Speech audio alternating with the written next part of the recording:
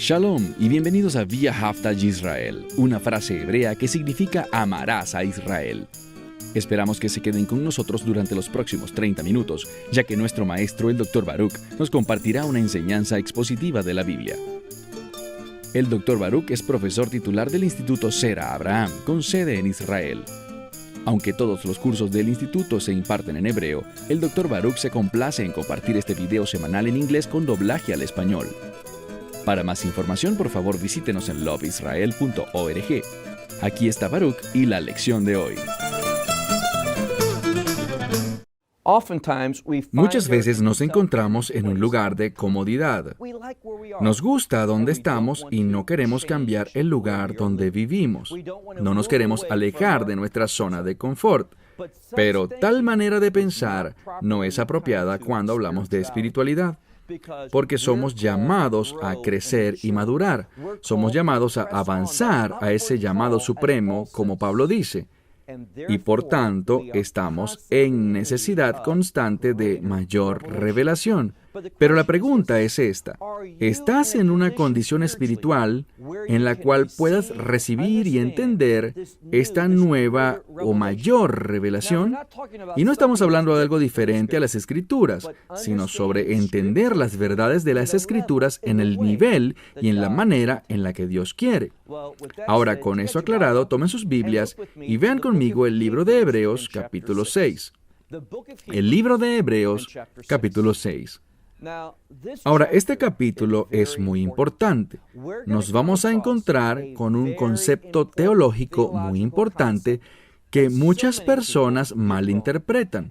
Y la razón es esta: porque tratan con la teología con una mente racional, con lo que tiene sentido para ellos, como ellos lo ven, y en vez de ser muy cuidadosos y prestar atención a lo que dicen las Escrituras, las claves de las Escrituras, especialmente cuando lo leemos en el idioma original.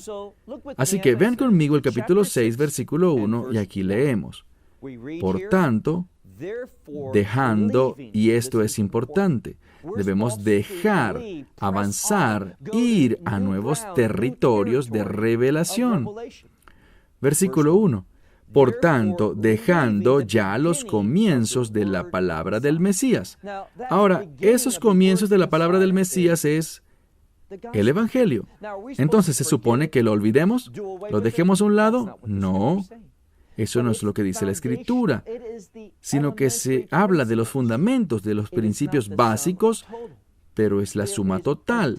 Hay otras cosas que Dios quiere que los creyentes y solo los creyentes puedan entender. Y a esto es lo que el escritor hace énfasis, y dice aquí: por tanto, gracias a este llamado de la madurez, él dice, dejemos el comienzo de la palabra del Mesías y avancemos, significando sigamos, avancemos hacia la perfección.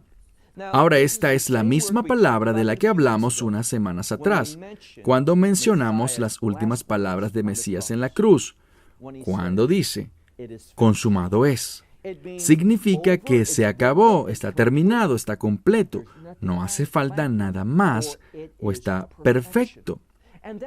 Y allá es donde Dios quiere que avancemos. Deberíamos crecer y madurar avanzando a la perfección en el comportamiento, en nuestras acciones, siguiendo a la perfección la voluntad de Dios en nuestras vidas. A eso somos llamados. Ahora, ¿fallamos en alcanzar esa medida? Sí, lo hacemos. Pero aquí está la esperanza, que mañana debes caer menos de lo que caíste hoy, y mucho menos el día siguiente de lo que caíste el día anterior.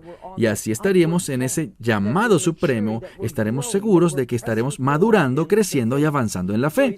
Así que dice aquí, deberíamos ser traídos, literalmente lo que dice es que estamos avanzando y que seremos traídos a la perfección, que cumplirá el llamado de Dios en nuestras vidas. Y espero que esto se haga realidad si confiamos en el Espíritu Santo, que nos guíe, que nos empodere, que nos ilumine Él. Lo haremos en una forma digna de alabanza. De eso es lo que está hablando acá. No escuchando otra vez, avanzando al verso 1, y no escuchando otra vez las bases. Ahora, ¿sobre qué bases estamos hablando? Bueno, él es muy específico aquí. Él hablará sobre algunas cosas que son las bases iniciales de nuestra fe, las cosas elementales. ¿Y cuáles son esas? Bueno, aquí dice primero, arrepentimiento de obras muertas, literalmente obras de la muerte. Y está hablando del pecado, que debemos arrepentirnos y alejarnos de estas conductas pecaminosas, estas obras de muerte. Debemos ser ministros de vida. ¿Qué significa eso? Debemos ser esos que sirven al reino verdadero. Así que dice, avanzando y no echando otra vez las mismas bases de arrepentimiento de obras muertas y fe en Dios y la doctrina del bautismo. Ahora, ¿qué sabemos del bautismo? Bueno, esta lección de hoy no es acerca del bautismo, pero déjame decirle unas cosas para que podamos estar todas en acuerdo sobre la doctrina o las enseñanzas del bautismo. Verán, el bautismo, si pudieran preguntarle a un rab, es decir, a un rabino, ¿qué es la inmersión o tevilá? Ahora, el bautismo solo significa ser sumergido o cubierto. Y las bases fundamentales para entender nuestro bautismo que hacemos en fe en el Mesías, el momento en el que creemos que debemos ser discípulos y entender lo que significa el bautismo y seremos bautizados en el nombre del Padre, del Hijo y del Espíritu Santo. Ahora, el bautismo, en líneas generales, hablando de la inmersión de individuos o de vasijas, en el judaísmo, por ejemplo, platos y utensilios se pasan por inmersión. ¿Por qué? Para cambiar su estado, para ir de eso que es común a eso que es diferente y apartado del resto. Así que es la inmersión. Entonces, una de las cosas que Él quiere que nos demos cuenta es que fuimos apartados para un propósito. El bautismo nos enseña eso. Es un cambio de estado y también nos habla del ministerio a través del bautismo, que representa la muerte, sepultura y resurrección del Mesías. El bautismo, la inmersión, tiene que ver con un llamado al servicio que produce como resultado un cambio de estatus. Así que, dejando los principios elementales del arrepentimiento de obras muertas y fe en Dios y la doctrina del bautismo, la imposición de manos, que tiene que ver con alguien que fue ungido y llamado con un propósito, que imponía manos sobre otro discípulo y esa misma unción, ese mismo poder, esa misma autoridad pasaba a esta otra persona. Hay poder en la imposición de manos. Esto es fundamental y también dice la resurrección de los muertos. Y también este juicio. Algunas Biblias dirán juicio del mundo, literalmente es el juicio eterno.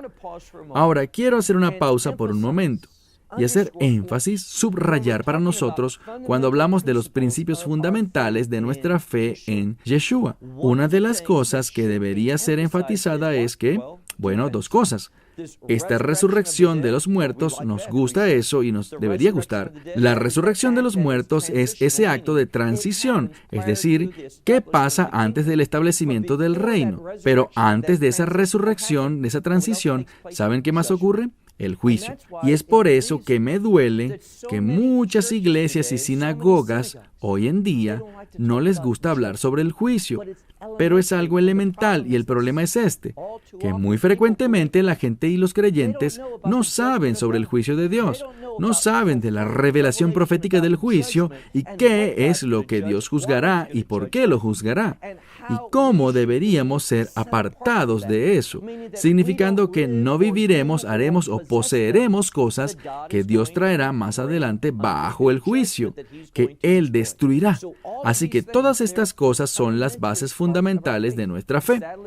Tristemente hoy en día creo que muchas iglesias deben oír estas cosas elementales porque solo cuando las entiendan serán capaces de avanzar a algo más. ¿Y qué dice? Veamos ahora el versículo 3. Y esto haremos, hablando de lo que ya han mencionado, si Dios lo permite. Ahora, el verso 4. En el versículo 4 es donde vamos a entrar en un problema teológico muy importante.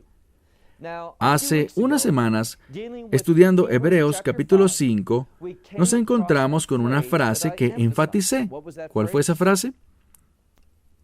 Salvación eterna. ¿Escucharon eso? Porque muchas veces oímos las palabras, pero no nos detenemos a escuchar realmente las implicaciones de esas palabras. No estoy simplemente salvado, sino que he sido salvado eternamente. ¿Y qué tengo? Tengo vida eterna. ¿Qué significa vida eterna?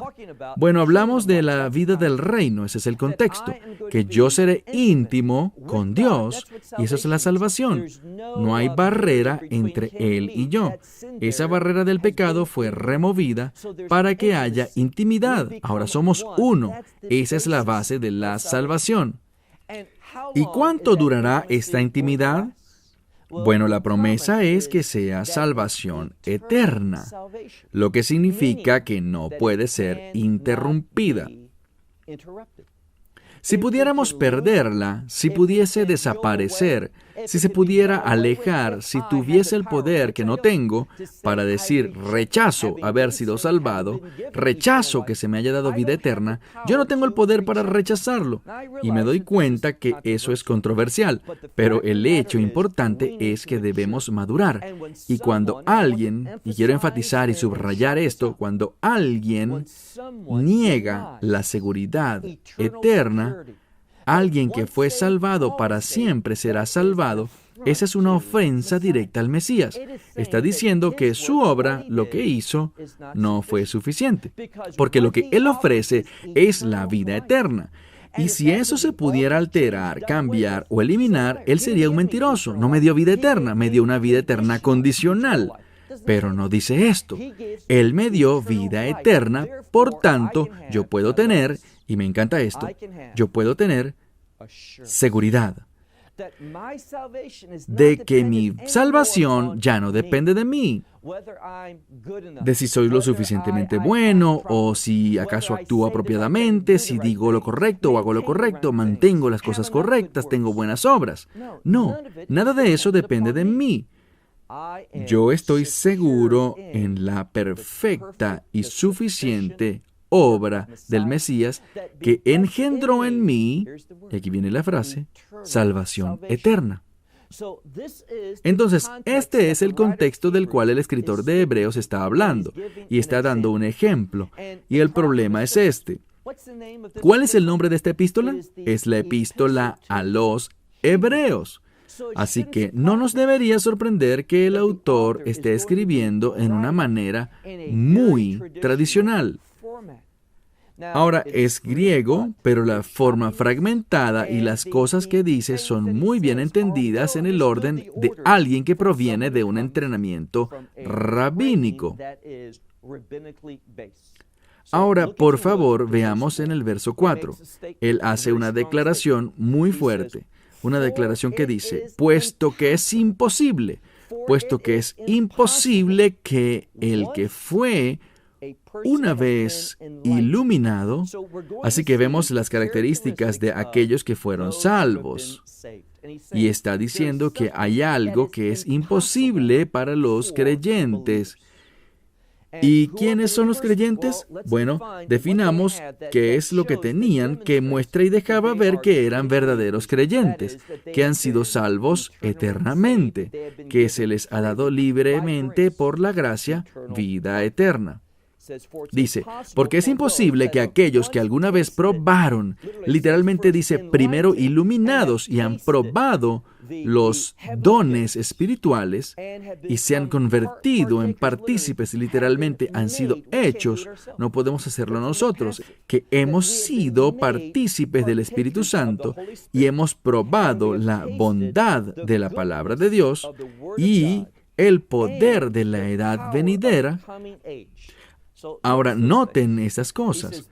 Dice, esos que han sido iluminados, una vez que han sido iluminados, hay algo que es imposible. Si han sido iluminados, si han probado los dones celestiales y se han convertido en partícipes del Espíritu Santo y han probado la bondad de la palabra de Dios y el poder de edad venidera, dice, es imposible.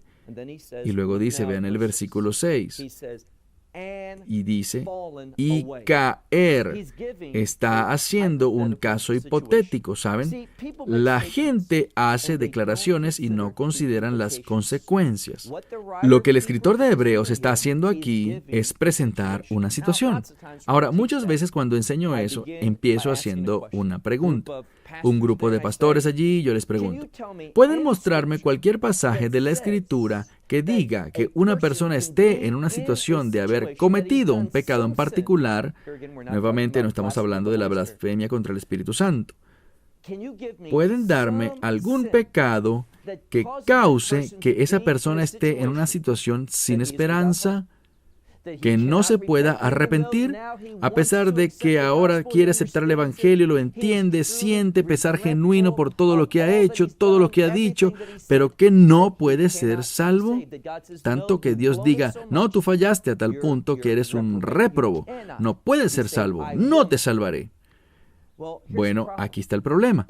Si enseñas que puedes perder tu salvación, que la vida eterna la puedes dejar, que algún día puedes renunciar a ella, que tienes el poder de revertir todo a lo que eras, Dios dice que no puede ser así porque está basado en Él. ¿Por qué digo esto?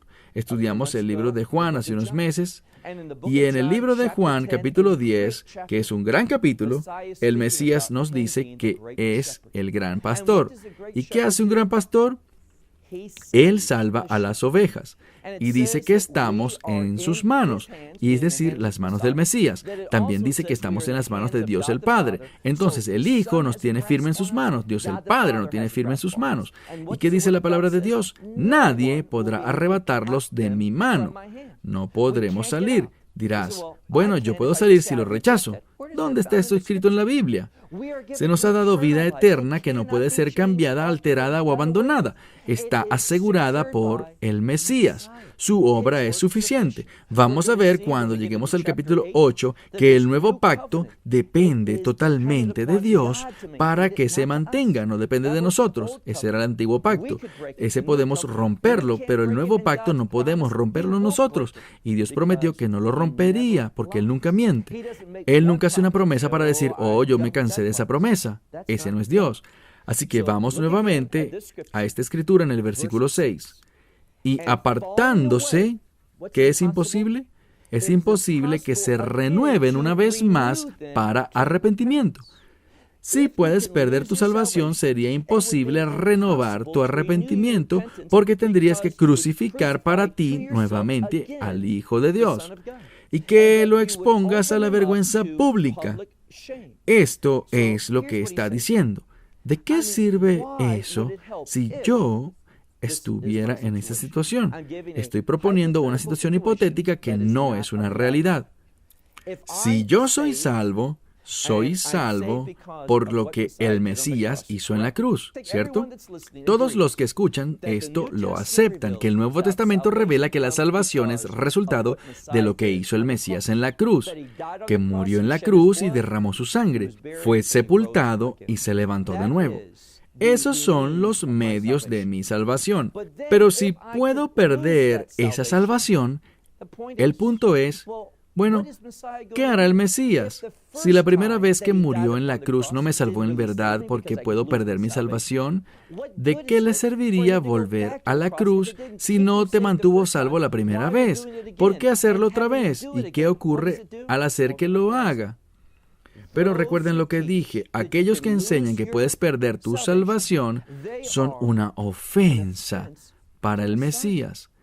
Están diciendo que su obra es insuficiente, que lo que Él hizo en la cruz no fue suficiente para darnos lo que nos prometió, porque nos prometió vida eterna. Entonces es como decirle, tienes que volver a hacerlo. Bueno, el escritor dice, no. Si esa salvación no perduró, si la obra del Mesías no es suficiente, enviarlos de regreso sería como decirle, hazlo otra vez porque no lo hiciste bien la primera vez. Eso es lo que esta sección está diciendo. Ahora, ¿qué vas a hacer? Para poder enseñar esa lección, Él nos dará en los próximos 2 versículos una información muy importante. Nos va a dar un ejemplo. Vean que una de las cosas que nos ayudan a entender la Escritura es cuando entendemos cómo la Escritura ha sido armada. ¿Por qué este versículo viene después de este pasaje? ¿O por qué ese versículo vino antes de este siguiente pasaje? ¿Cómo la Escritura se interrelaciona entre sí? Y eso es lo que veremos al avanzar hacia los próximos dos versículos. Vayan conmigo y veamos el versículo 7. Nos habla de la tierra, porque la tierra bebe de la lluvia que con frecuencia cae sobre ella. Nos está dando un ejemplo muy sencillo. Llueve con frecuencia, ¿y qué hace la tierra con esa lluvia? La recibe. Entonces, ella recibe. Ahora, el contexto aquí es, ¿qué hace uno con el Evangelio? Lo recibe. Y en esta misma manera, cuando la tierra recibe esa lluvia que cae, que viene a menudo sobre ella, ¿cuál es el resultado? Bueno, aquí dice que produce vegetación provechosa. ¿No es así? La lluvia cae, la vegetación brota. Es una ley de la naturaleza. Sin lluvia no hay vegetación. Con lluvia hay vegetación. Entonces, ¿qué está diciendo? Dice, en esa misma manera, nos presenta un ejemplo. Veamos si estas personas son creyentes realmente. Si realmente son creyentes, recibirán el Evangelio y habrá un resultado de esa receptividad del Evangelio. De la misma manera en que la tierra recibe el agua y produce una vegetación provechosa. Porque aquellos que trabajan la tierra también reciben las bendiciones de Dios.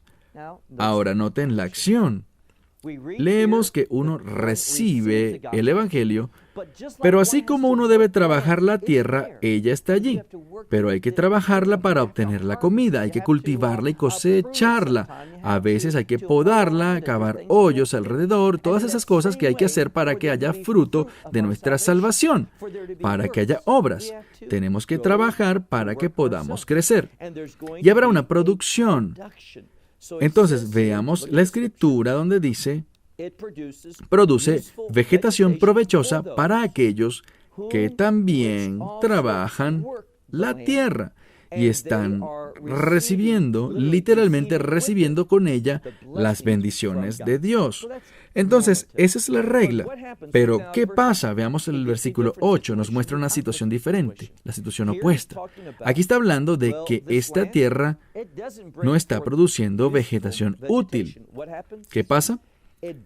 Produce, y la segunda palabra es una que demuestra contradicción. Algo que es lo opuesto a lo que antes dijimos. Su Biblia puede que la traduzca como y o pero. Es para mostrar dos cosas que son diferentes. Es una conjunción que tiene gran significado. Entonces, una vez más dice, pero si produce cardos y espinas, es decir, algo inútil, y está pronta para hacer ¿qué? Para ser condenada, literalmente maldecida. Entonces, esto es lo que dice. Si una persona es un creyente verdadero, van a producir cosas útiles en su vida. Pero si una persona solo repite con su boca, pero no hay evidencia de esa salvación, su vida está produciendo cardos y espinos, es decir, cosas rechazadas por Dios, cosas inútiles. Noten lo que dice. Está próxima, no ignoren esta palabra. Tiene grandes implicaciones teológicas. Están próximos a ser condenados o malditos. ¿Por qué dice próximos o cercanos? Esto es lo hermoso, cerca, pero no condenados todavía. No malditos aún. ¿Por qué? Porque hay una oportunidad de arrepentirse. Están a punto de morir, están cerca del juicio de Dios, de su ira, de su poder consumador para destruirlos eternamente, pero no están allí todavía. ¿Por qué? Hay esperanza. A pesar de ver a este individuo que no tiene nada que mostrar en su vida, está vacío, desprovisto de esas cosas que agradan a Dios, no tiene buenas obras, incluso en ese estado, incluso cuando están cerca de ser maldecidos por Dios, todavía hay esperanza. Bueno, ¿qué hace esto? Nos muestra que lo que vivimos en esta sección previa, que dice que si se perdiera la salvación, entonces estarías en un estado sin esperanza, que no pudiera ser salvo porque es imposible, siendo salvo una vez, perder la salvación y luego ser renovado para arrepentimiento. ¿Ven el ejemplo? Estás diciendo, asegúrate de que esa persona sea un creyente. Me refiero a que si alguien ha recibido el Evangelio, ellos conocen a Yeshua. Como creyente, lo conozco. Yo sé que Él es real. Más allá de pensarlo o creerlo como concepto, lo conozco. Él vive en mí. Ha experimentado el ministerio del Espíritu Santo en mi vida. Tal vez me digas, yo no. Déjame decirte cómo puedes hacerlo. Haz esta sabia oración. Dios, convénceme de estas cosas en mi vida que no son agradables a ti. Muéstrame mi pecaminosidad y ve delante de Dios en silencio escuchándolo y ¿sabes qué? Él comenzará a revelarte cosas que no le agradan. Él siempre es fiel para convencernos de esas cosas en nuestra vida que no le agradan. Ese es el ministerio del Espíritu Santo. Él promete, ¿recuerdan esa escritura? Él promete nunca dejarnos o abandonarnos. Y esa es una promesa firme que podemos confiar. Nunca cambiará eso. De hecho, vas a ver que Él dirá de sí mismo que es inmutable. Entonces, lo que promete, lo podemos creer. Así que esta gente que dice, bueno, eran creyentes y ahora los rechazan, ¿saben por qué? Nunca fueron creyentes. O están mintiendo. Esta gente, así como los niños pequeños, yo sé como los pequeños niños que se molestan con sus papás y dicen, papi, ya no te quiero más, papá, ya no te quiero, ya no quiero que seas mi papá, ya no soy tu bebé, ya no soy tu hijo o tu hija. Eso es la inmadurez hablando. ¿Eso cambia las cosas? No, no las cambia. Y solo porque un creyente cae en esa situación donde se enojan y frustran tanto que dicen algo, ¿saben qué? Conozco mucha gente que se han descarriado, que se han alejado y comenzaron a vivir una vida rebelde y experimentaron el descontento de Dios en su vida. Es decir, que no lo disfrutaron. Dios los estaba juzgando, Dios los disciplinaba y Dios los trajo al arrepentimiento. No perdieron su salvación, pero tenían que arrepentirse de esa rebelión. Eso es lo que Dios hace. Entonces podemos estar seguros de que somos salvos eternamente, que Él nos ha dado redención eterna. Y si aún tienes aliento dentro de ti, no importa cuántas espinas o cardos hayas producido en tu vida en el pasado, puede que estés en tu lecho de muerte, un anciano o una anciana ya, pero si te arrepientes y lo aceptas en tu vida, confesando tus pecados y confías en su sangre, en su muerte, creyendo en su resurrección, Él te salvará en ese último momento. Hay esperanza, y por eso es que proclamamos una salvación eterna por la gracia de Dios. Bueno, se me acabó el tiempo. Hasta la próxima semana cuando continuaremos en Hebreos capítulo 6. Esperamos que se haya beneficiado del mensaje de hoy y lo comparta con otros. Por favor, haga planes para unirse a nosotros cada semana en este momento y en este canal para nuestra transmisión de loveisrael.org. Nuevamente, para obtener más información sobre nosotros, visite nuestro sitio web. Allí encontrará artículos y muchas otras conferencias de Baruch. Estas enseñanzas están en forma de video. Puede descargarlos o verlos en transmisión en línea. Hasta la próxima semana. Que el Señor te bendiga en Yeshua HaMashiach. Este es Jesús. Shalom desde Israel.